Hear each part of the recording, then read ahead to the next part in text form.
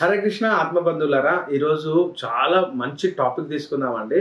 అది అందరికీ తెలుసు, కానీ ఇప్పుడిప్పుడు చాలా మంది ఇంకా కొన్ని తెలుసుకుంటున్నారు. ఇదేంటంటే ప్రీబయోటిక్ అండ్ ప్రోబయోటిక్ అని విని ఉంటారు కదా. ప్రీబయోటిక్ అండ్ ప్రోబయోటిక్ అంటే ఏంటి? వాట్ ఈస్ ద బయోటిక్ అంటే, బయో అంటే జీవము ఆరు జీవులు. ఈ జీవులు కంటికి కనబడరండి. మన శరీరం చుట్టూ, శరీరం లోపల మొత్తం మన శరీరంలో ఉన్నటువంటి రక్తస్రావాలు, కన్నీరు, కన్ను లోపల, కన్ను మీద, చెవి లోపల, వెంట్రుకల చుట్టూ, శరీరంలో ఉన్నటువంటి బాహ్యంగా మరియు అభ్యంతరంగా. అభ్యంతరంగా అంటే రక్తం యొక్క స్ట్రీమ్లో, అంటే రక్తంలో మరియు పేగులలో, అన్నిట్లలో మనకు ఉంటాయి. సో ఇక్కడ ఇవన్నీ ఏం చేస్తాయంటే, మీకు రియల్గా నేను చాలాసార్లు చెప్పాను కదా, మన శరీరము పూర్తిగా ఒక 15 ట్రిలియన్ సెల్స్తో తయారైతే అంతకంటే ఎక్కువ రెట్ల సెల్స్ ఇవన్నీ జీవులన్నీ మన శరీరం మీద ఆశ్రయించి ఉన్నాయి. ఇవి ఏం చేస్తాయంటే, ఒక ఊర్లో ఒక ముసలమ్మ ఉందండి. చూడండి, ఒక ఊర్లో ఒక ముసలమ్మ ఉంది. వాళ్ళ పిల్లలు బాగా సెటిల్ అయిపోయినారు. ఇక్కడ సిటీలో. ఈ ముసలమ్మ పల్లెటూరులో ఉంది, కానీ బాగా ఆస్తిపరురాలు. ఆమెకు అందరూ నౌకర్లు చాకర్లు ఉన్నారు. వాళ్ళ పిల్లలు ఎక్కడనో యూఎస్లోనో యూకేలోనో సెటిల్ అయిపోయినారు. సో ఆ ముసలమ్మ ఒక 70-80 ఏళ్ళకు ఉంది. చాలా ఎక్స్పర్ట్, చాలా అనుభవరాలు. అయితే ఆమె ఉదయం అందరూ నౌకర్లు చాకర్లు అంతా పని చేసినారు, బయటకు వెళ్ళిపోయినారు. ఈమె లంచో డిన్నరో అంటే పొద్దున లంచ్ చేసింది. 12 గంటలకు ఎదురుంగి ఇంటికి వచ్చి అరుగుల మీద కూర్చొని ముచ్చట్లు పెడతా ఉంటుంది. మీరు చూడొచ్చు, అబ్జర్వ్ చేయొచ్చు పల్లెటూర్లలో. సో ఇప్పుడు ఈ ముసలమ్మ ఏం చేస్తుంది?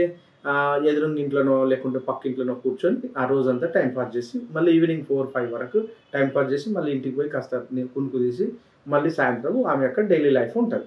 సో ఇప్పుడు ఈ ముస్లిం ఏం చేస్తుందంటే, ఎదురుగా ఒక కొత్తగా పెళ్ళైనటువంటి ఒక అమ్మాయి వచ్చింది. అప్పుడే కోడలుగా వచ్చింది ఎదురుగా వాళ్ళ ఇంటికి. ఇప్పుడు ఆ కోడళ్ళకు ఏం పని రాదు. ఏం పని రాదు అంటే చెరగరాదు, బియ్యంలో అట్లా వంట సరిగా రాదు. ఇప్పుడు ఈ పచ్చడి తయారు చేయడం ఇవన్నీ రావు కదా కొత్తగా ఉన్నటువంటి ఇప్పుడున్నటువంటి పిల్లలకు. ఈ ముసలమ్మ ఏం చేస్తుందంటే, ఆమె అక్కడికి వెళ్ళి ఆ అమ్మాయికి ట్రైనింగ్ చేయడం స్టార్ట్ చేస్తుంది. మీరు చూడండి, ఉచితంగానే. అమ్మా ఇలా చేయమ్మా, ఇలా చెయ్యి, అలా చెయ్యి. సో మామిడికాయ పచ్చడి సీజన్ వచ్చింది అనుకోండి, ఆవకాయ పచ్చడి సీజన్ వచ్చింది. ఈ ఆవకాయ పచ్చడి సీజన్ వచ్చినప్పుడు ఈ అమ్మ ఖచ్చితంగా ఈ అమ్మనే పెడుతుంది ఆవకాయ పచ్చడి. ఆ కొత్త అమ్మాయితో పెట్టియట్లేదు. ఆ కొత్త అమ్మాయి కూడా ఈమెనే అడుగుతుంది, అమ్మ కొంచెం నాకు పచ్చడి పెట్టాలి. సో ఇప్పుడు ఈ పచ్చడి ఈ అమ్మ ఎవరైతే ముసలమ్మ ఉందో ఆమె పచ్చడి పెడుతుంది. ఆ పచ్చడి పెట్టే క్రమంలో సాయంత్రం 4 అవుతుంది అనుకోండి. రోజు ముచ్చట్లకు ఎన్ని గంటలకు స్టార్ట్ అయింది? 12-1 గంటకు వచ్చింది. 4 అయింది. 4 గంటలకు అప్పుడు ఆ ఇంట్లో ఛాయ్ తయారు చేసి ఛాయ్ తాగిపిస్తారు కదా ఆ ముసలమ్మకు. ఇప్పుడు ఆ ఛాయ్ తాగింది, ఆ పని చేసుకొని వెళ్ళిపోయింది. ఓకే. సో ఇది రోజు జరుగుతుంది ప్రతి ఊర్లో, ప్రతి పల్లెటూరులో. కానీ ఆ ముసలమ్మ ఏదైతే సర్వీస్ చేసిందో ఆ సర్వీస్కు డబ్బులు అసలు తీసుకునేటువంటి పరిస్థితి కానే కాదు. ఇక్కడ ఏం జరిగింది? దీన్ని సింబయాసిస్ అంటారు. అంటే సహజీవనం. అంటే ఎవరింట్లో వాళ్ళు ఉంటారు, ఎవరి ఖర్చులు వాళ్ళే, ఎవరి తిండి వాళ్ళదే, కానీ కలిసిమెలిసి పని చేసుకుంటారు. దీన్ని సహజీవనం. సహజీవనం అంటే కలిసిమెలిసి పని చేసుకునే పద్ధతి ఇప్పటికీ కూడా పల్లెటూర్లలో ఉంది. సో ఈ సహజీవనం అనే మెథడ్, అలాంటి పద్ధతే మన శరీరంలో కూడా ఎన్నో కోట్ల కోట్ల కోట్ల సూక్ష్మంగా జీవులు మన శరీరం మీద ఉన్నాయండి. ఇవి ఏం చేస్తాయంటే, మనకు వాటిని అవి ఏం చేస్తాయి, తన ఆహారం అవి తీసుకుంటాయి, మన శరీరంలోకి వెళ్ళి తీసుకుంటాయి. కానీ అది ఊరికనే ఉబ్బుసిపోక పని చేయాలి కదా. ఆ పని చేసే పద్ధతిలో 3 రకాలు ఉంటాయి. ఒకటో మన శరీరాన్ని నష్టం చేసేటువంటి క్రిములు ఉంటాయి, ఒకటేమో మన శరీరాన్ని బాగు చేసేటువంటి క్రిములు ఉంటాయి, ఇంకొకటి నాకేం సంబంధం లేదు, నేను తిని కూర్చుంటా, నువ్వేమి అంటే ఇచ్చిన అయ్యకుండా నాకైతే ఏ పని చెప్పొద్దు అనేటువంటివి ఉంటాయి. మీరు ఊర్లలో చూడొచ్చు, ఒకడు ఊరికేనే వచ్చి టైంపాస్కి ఉట్టిగానే ఖచ్చితంగా ఛాయ్ తాగిపోతాడు. వానితో ఏం పని ఉండదు, వాడు ఏం చేయడు కూడా. వాని వల్ల మనకు నష్టం తప్ప లాభం ఏముండదు. ఇంకా కొంతమంది చూడండి, మనం ఏమి ఇచ్చినా కూడా మనల్ని ఖచ్చితంగా బ్లేమ్ చేసేటోళ్ళే ఉంటారు. మీరు వాళ్ళ మెంటాలిటీ, మీరు ఎప్పుడు ఏమి చేసినా కూడా వాళ్ళు బ్లేమ్ చేయడమే వాళ్ళ మెంటాలిటీ. వీళ్ళు ఒక మెంటాలిటీ.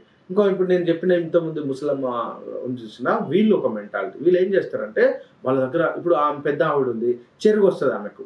ఈ కొత్తగా వచ్చినటువంటి కోడలికి చెరగరాదు కదా, ఆమె చెరగడం నేర్పిస్తుంది ఫస్ట్. అలా వంట చేయడం నేర్పిస్తుంది, పచ్చళ్ళు పెట్టడం నేర్పిస్తుంది. కానీ ఒక ఛాయ్ తాగిపోతుంది, ఎందుకంటే ఇన్ టైంలో మళ్ళీ ఇంటి దాకా వెళ్ళి ఛాయ్ ఏం పెట్టుకుంటుంది ఒక ఆవిడ.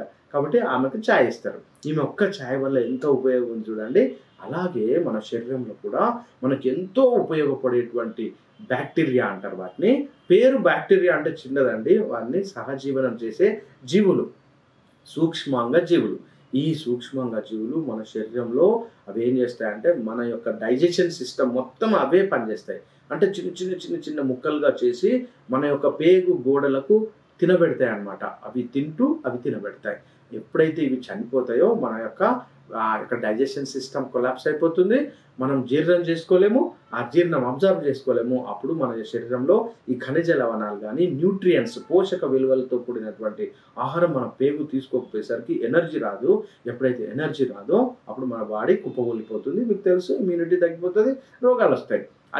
అన్ని మెయిన్ రోజు చేసే కార్యక్రమాలలో చిన్న వస్తువులు అంటే చిన్న పని చేసేటువంటి ఒక వ్యవస్థ ఈ సూక్ష్మాంగజీవుల వ్యవస్థ.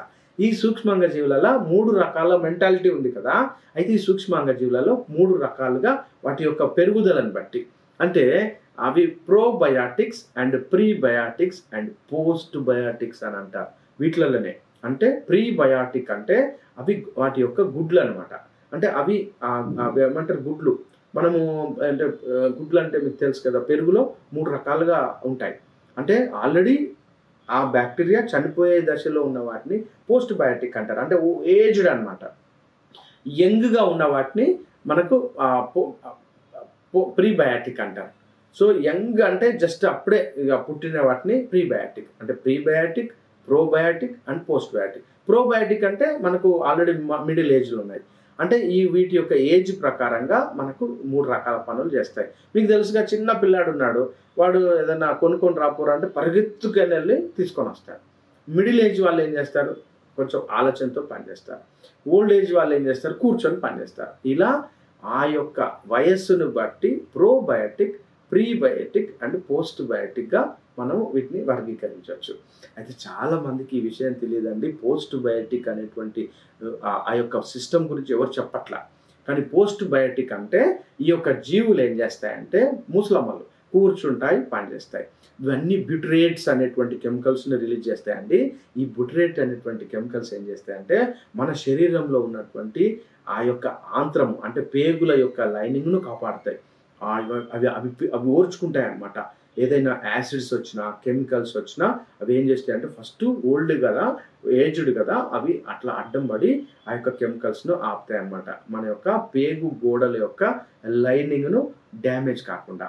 సో ఇవన్నీ ఎక్కడ ఉంటాయంటే బేసికల్గా మనందరికీ తెలుసుగా, గంజి, జావా, అంబలి, మీకు తెలుసుగా ఇడ్లీ, దోశ, వీటన్నిట్లలో ఉంటాయండి. దయచేసి అందరూ ఖచ్చితంగా, మీకు తెలుసు కదా, పుల్లటి మజ్జిగ అంటే నిన్న మొన్నటి మజ్జిగ నీళ్లు బాగా పోసి ఆ పైన ఉన్నటువంటి పెరుగు మీద నీళ్లు ఉంటాయి చూసారా, ఆ నీళ్ళని కనుక మీరు రోజు కనుక తాగితే ఈ యొక్క పోస్ట్ బయాటిక్స్ వస్తాయి.